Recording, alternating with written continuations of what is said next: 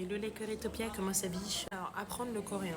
J'ai envie de dire maintenant, c'est plus qu'une nécessité. Tu peux pas évoluer en Corée sans avoir un minimum de niveau en coréen. Et ça, c'est quel que soit le pays. Si vous souhaitez immigrer ou vous expatrier, vous êtes obligé de vous adapter à la culture. Vous pouvez pas venir avec votre bonne savate de colon et vous dire que ça va passer parce que vous parlez au minimum anglais. Mais le coréen, c'est hyper hardcore en vrai. Genre en fait, au début, tu te dis à l'aise blesse parce que l'alphabet, en vrai, en une demi-heure, tu te le claques. J'abuse un peu, mais franchement, en une après-midi de révision, bah, tu connais l'alphabet. Tu lis comme un enfant de 5 ans, mais tu peux. Là où ça commence à merguez, c'est pour la prononciation, la logique.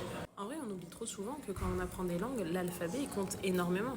Quand on apprend l'allemand, l'anglais, l'espagnol, c'est le même alphabet que nous. Du coup, notre cerveau, quand il essaye d'apprendre un mot, il fait une empreinte visuelle de ce mot et c'est plus facile de s'en souvenir. Alors oui, bien sûr, quand tu débutes, il y a énormément de complexité, mais le coréen, t'arrives pas à te souvenir du vocabulaire. Il faut que tu hackes ton cerveau à l'entendre, à le dire, l'utiliser, enfin vraiment le pratiquer.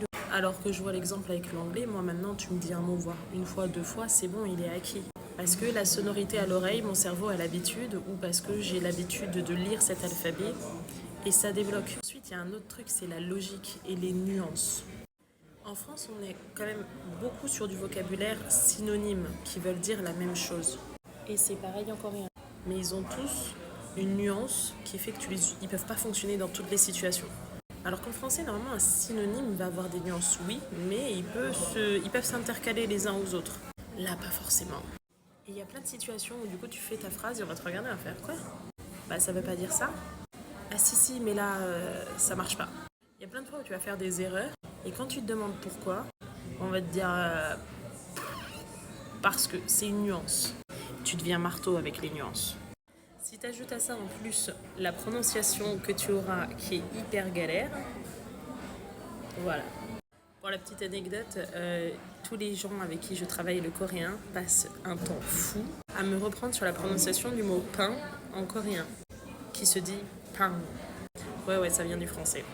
C'est-à-dire que tous me disent que je ne sais pas prononcer le mot pain, alors que c'est littéralement le mot pain en français, prononcé par des Coréens. Et une fois que tu as passé tous ces caps-là, tu as celle du respect, des termes honorifiques, de situation. Enfin bref, apprendre une langue, c'est toute une aventure. Et pour tous ceux qui s'y mettent, pour tous ceux qui déjà le travaillent depuis un moment, courage, bien sûr. Et je vous mets le nom de ma professeure en barre d'infos. Elle m'a énormément aidée pour préparer mon voyage sur Séoul, puisqu'elle est de Séoul. Et elle peut faire les cours en visio si ça vous arrange. Voilà, je vous fais des gros bisous. Amour, couleur et beauté, bien sûr.